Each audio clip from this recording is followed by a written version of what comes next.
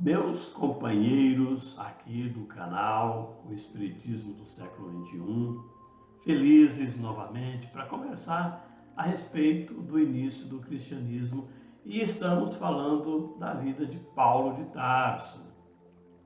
Já estamos adiantados, já na parte final do livro de Chico Xavier e Emmanuel, Paulo e Estevão.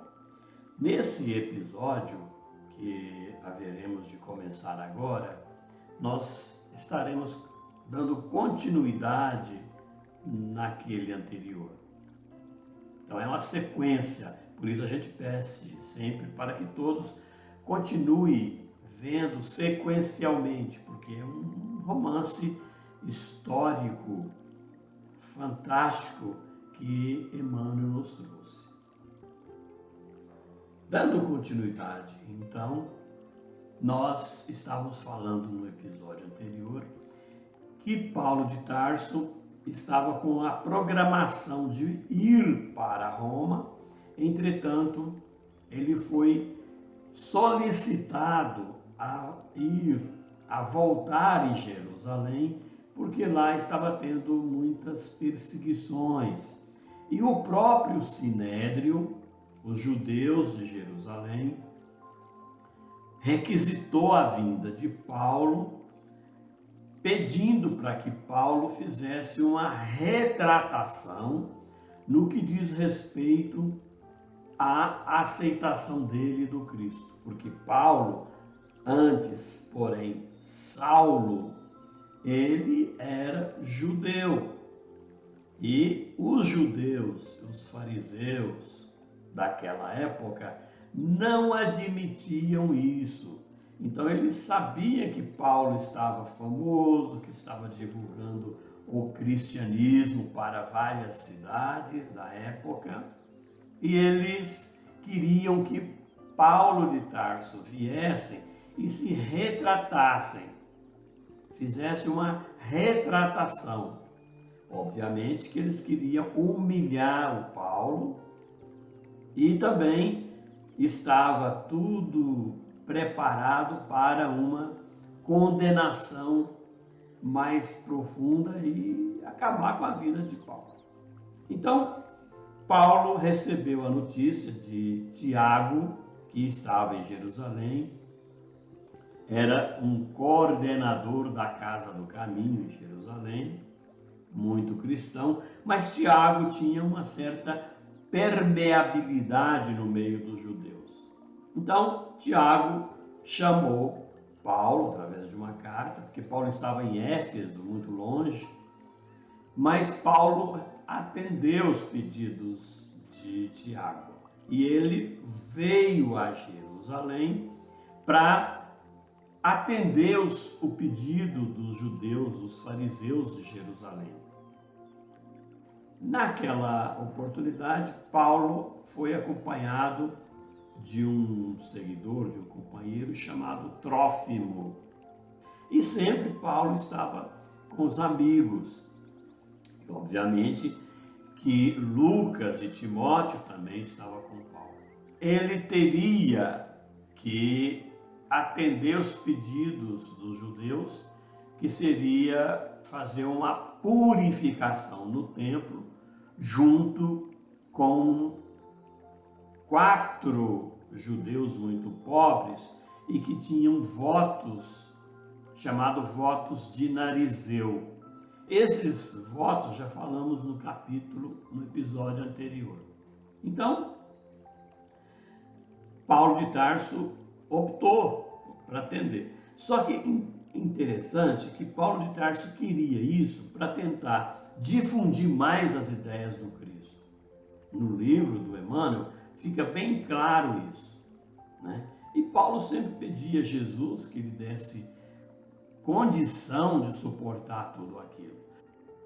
Então, com isso, Paulo estava mais uma vez, seria ridicularizado ali. Era preciso condenar Paulo, era preciso. E esses fariseus não mediam esforços para isso. O ódio farisaico, porém, continuava a fermentar. Eles não esqueciam que Paulo de Tarso foi o grande responsável inicial para a difusão do cristianismo que estava sendo difundido, espalhando para todos os recantos do Oriente naquela época, não é? Então, com aquilo, né, na véspera do último dia da purificação judaica que Paulo teria que fazer, né, Paulo compareceu às cerimônias com aquela mesma humildade que ele tinha. Logo, porém, que se colocou na posição de orar ao lado dos companheiros, dos 4 companheiros que Paulo estava patrocinando, o voto dos narizeus, né? Aí aqueles judeus, fariseus exaltados, cercaram com expressões de atitudes ameaçadoras e diziam: morte ao desertor, pedras à traição. Ou seja, eles achavam que Paulo era um traidor, porque inicialmente Paulo era um judeu, não é? Foi uma gritaria infernal. Diziam: pagarás pelo crime, é necessário que morras. Israel se envergonha da sua presença no mundo. Bradavam aqueles mais furiosos, né? Então, Paulo entregou-se sem a mínima resistência, né? Após aquele processo de purificação. Paulo foi, porque os judeus, eles viam Paulo como um ameaçador. Paulo era ameaçando, ele estava sempre, para os judeus, ele estava ameaçando a supremacia do judaísmo, né? E Paulo ficou ali naquela situação muito constrangedora e com muitas agressões. Paulo notou que os israelitas exaltados deixavam à mercê daquela multidão furiosa, justamente no pátio onde Estevão havia sido apedrejado 20 anos atrás. Era muito bofetões, né? Socos, pontapés. Os judeus tinham um comportamento de cuspir na face dos acusados, né? Então, isso tudo aconteceu ali naquela região, naquele momento, dentro do templo de Jerusalém, porque Paulo foi lá para fazer aquela consagração dos narizeus, que a gente já falou anteriormente, né? Então, em Jerusalém, com certeza, Paulo sabia disso, que Jesus padecera os martírios mais dolorosos que se conhecia. Ali naquele lugar, o generoso Gesiel, que era o nome anterior de Estevão, se imolara por amor ao Evangelho sob os golpes e chufas daquela população. Claro, Paulo de Tarso sentiu-se então envergonhado pelo suplício infligido ao irmão de Abigail. E aquela situação ficou muito grave para Paulo, porque ele se viu da mesma maneira que Gesiel passou, né? Ainda pensou algo ainda, que Jesus é o Salvador dos homens, e aqui em Jerusalém ele padeceu pela redenção das criaturas. Estevão era seu discípulo, devotado, amoroso, e ali também experimentou igualmente os suplícios da morte. Jesus era o filho predileto de Deus, Gesiel era seu apóstolo, e Paulo, que era? Não estava ali o passado a reclamar resgates dolorosos? Ele pensou, não seria justo padecer muito pelo muito que martirizara os outros? Era razoável que sentisse alegria naqueles instantes amargos. Ora, meus caros, tudo o que aconteceu com Jesus, a perseguição e com o próprio Gesiel, Paulo de Tarso experimentou, né? Enquanto ele estava ali, naquela situação de agressões sofridas, de injúrias, de acusações, ele olhou de lado e entreviu aquela porta de acesso ao pequeno aposento onde estivera com a noiva amada e o irmão, Abigail e Gesiel, prestes a desprender do mundo das agonias extremas. Paulo de Tarso, então, naquela hora viu e lembrou os detalhes, porque quando Estevão desencarna, Estevão morre, a Abigail, a sua irmã, estava com ele. E Abigail sempre foi aquela alma muito apaixonada por Paulo, e vice-versa. As pedras passaram sibilando e pela primeira vez atingiu o rosto do apóstolo Paulo. Um filete de sangue começou a ensopar as vestimentas. Nesse um minuto, porém, deixou de escapar, deixou de encarar, melhor dizendo, os carrascos com a sua desconcertante serenidade. Apesar disso tudo, ele era muito sério, ele estava sereno. E ali estava Trófimo, o seu amigo, que era lá de Antioquia, Lucas, que era também, conheceu Paulo em Antioquia, que era o médico. Esse Lucas é o Lucas evangelista, do Atos dos Apóstolos, que escreveu o Evangelho, Atos dos Apóstolos, já falamos aqui. Entretanto, Trófimo e Lucas, que acompanhava sempre Paulo, viu aquilo e viu que estava cientes da gravidade da situação, desde os primeiros instantes, por um amigo que presenciara a cena inicial do suplício de Paulo. Procuraram imediatamente o socorro das autoridades romanas. Olha, gente, vamos entender o que Lucas e Trófimo tentou fazer. Lucas sempre foi um grande amigo de Paulo, né? Então, logo eles tentaram entrar em contato com autoridades romanas. Mas por quê? Se era lá em Jerusalém, em Israel. Roma estava na Itália, lá na Europa, e Israel está no Oriente. Acontece, meus caros, que tem um dado muito interessante. Lá em Israel, tinha a parte religiosa, que eram os judeus, que seguia a Torá, os livros de Moisés, mas também tinha a parte política, porque a região era governada pelos romanos, fazia parte do Império Romano. Então, andava junto a parte religiosa e a parte política. Só que a parte política era coordenada por Roma, pelo Império Romano. Então, Trófimo e Lucas tentaram conversar com os dirigentes políticos para ver se amenizava um pouquinho, para ver se diminuía um pouquinho. Só que isso não era fácil, porque o fanatismo dos judeus era tremendo, muito fanático, né? A massa de judeus delirava, gritarias ensurdecedoras.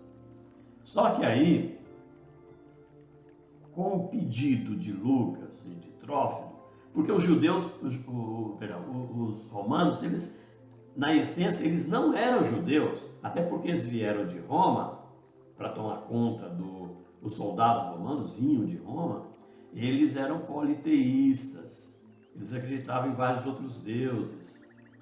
Já os judeus, eles eram monoteístas.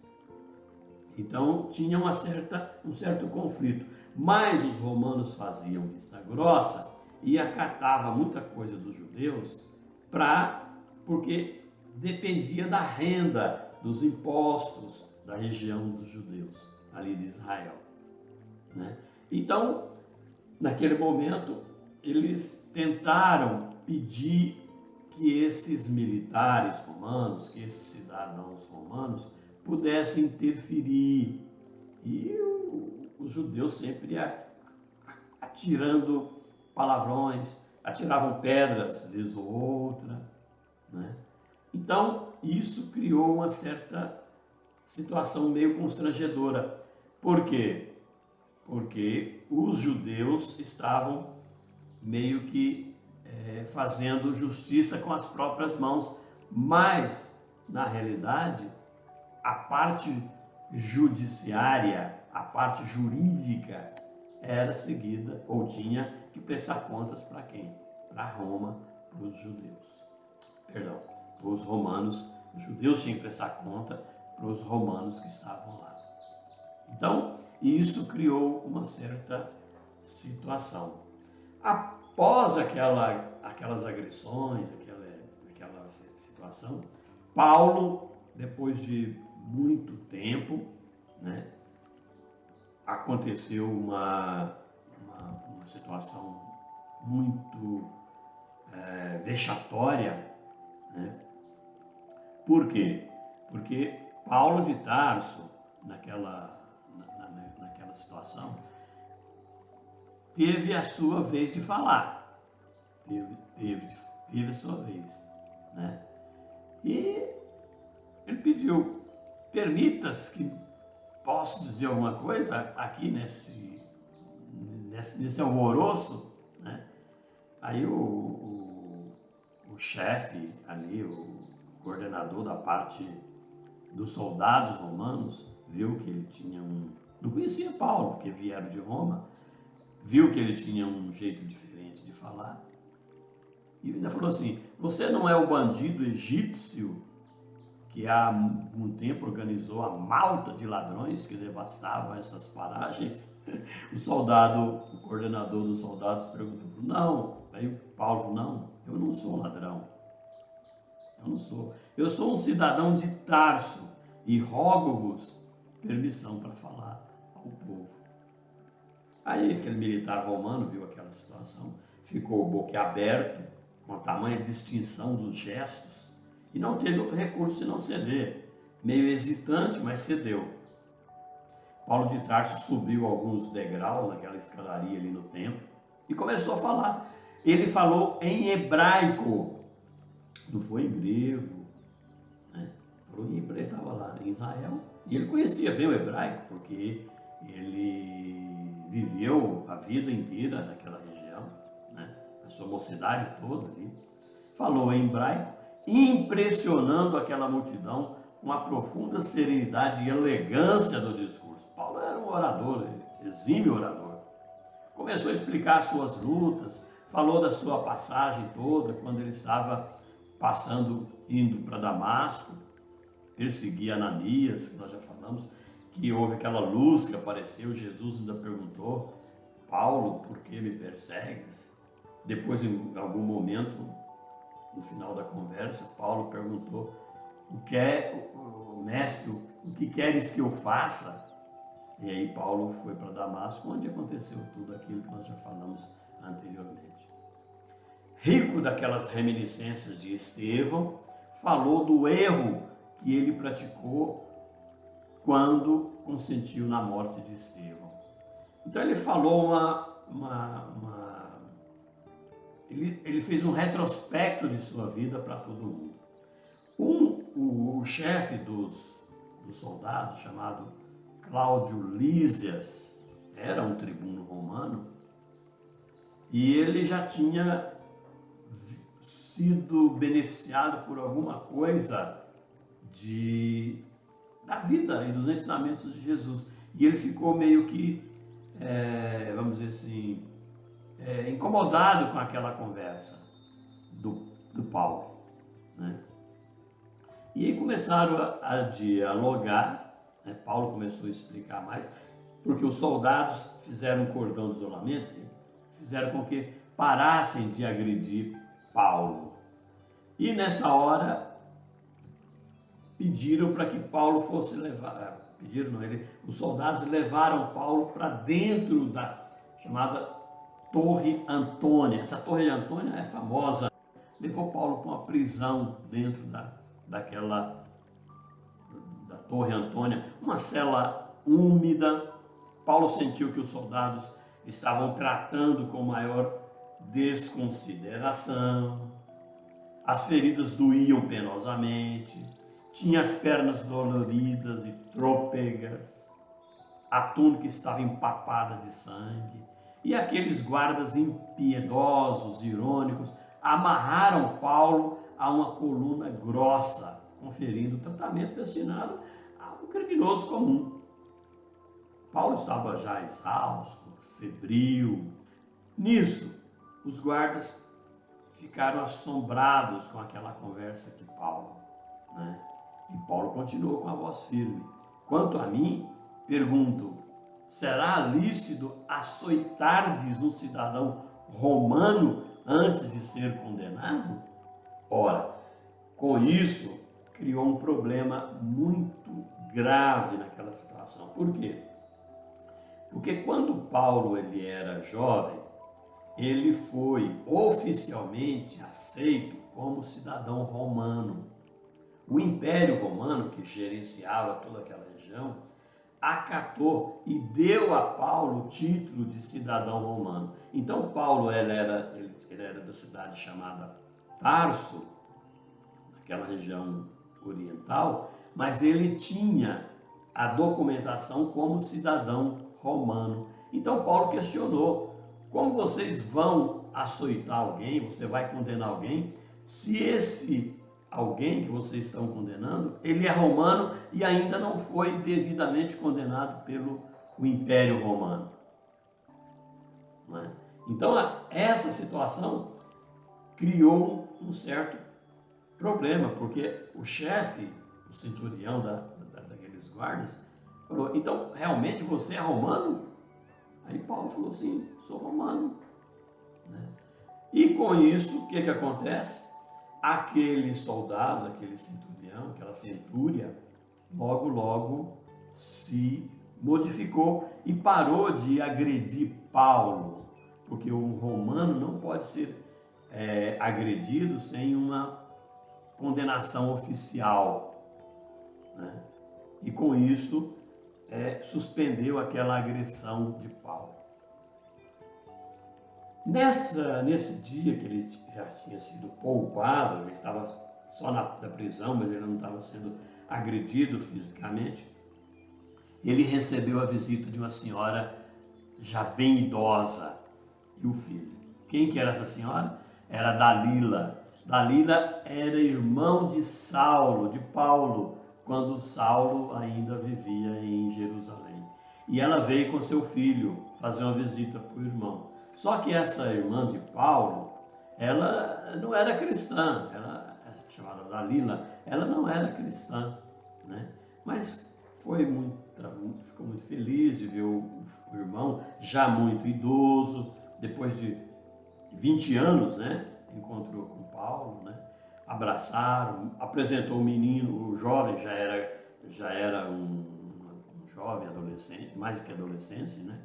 E aí conversou um pouquinho, só que não entraram em detalhes sobre o Cristo, porque logo Paulo percebeu que ela, Dalila, ainda continuava judia, sem ter adequado as suas concepções de Jesus, né? Ora, nessa situação a coisa mudou um pouco, porque logo esse filho de Dalila, conversando com Lucas, disse e perceberam que estava preparando para que Paulo de Tarso fosse dizimado, fosse assassinado no dia seguinte. A partir daí, essa situação começou a ficar um pouco menos grave para Paulo. Mesmo assim, ele foi ainda muito martirizado lá na prisão. Entretanto, com isso, a partir daí, houve uma confabulação ali dos militares romanos e decidiram, de uma hora para outra, que Paulo de Tarso seria levado para Cesareia. O que significa isso? Cesareia era o centro, vamos dizer assim, a capital da região de Israel. E o governador ficava lá. Os dirigentes supremos ficavam lá. Então, eles definiram que ia levar Paulo de Tarso para lá. Então, queria que ele fosse submetido a um julgamento, não em Jerusalém, mas em Cesareia.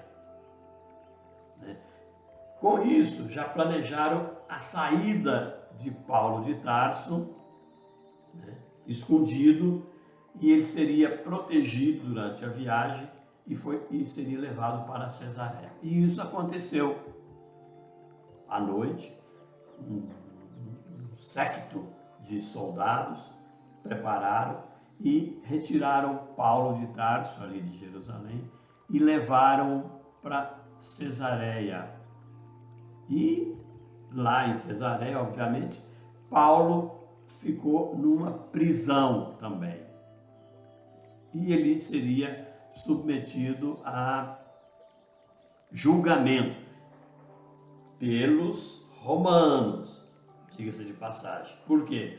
Porque logo aqueles soldados, aquele chefe romano, falou, já que ele é romano, então ele não vai ser julgado aqui em Jerusalém. Nós vamos levá-lo para a capital, para Cesareia, onde futuramente ele será julgado pelos romanos daquela região. Foi ali então que o chefe, chamado Cláudio Lísias, chamou os soldados, preparou, e todos foram na noite, já bem tarde, e saíram levando Paulo de Tarso para Cesareia.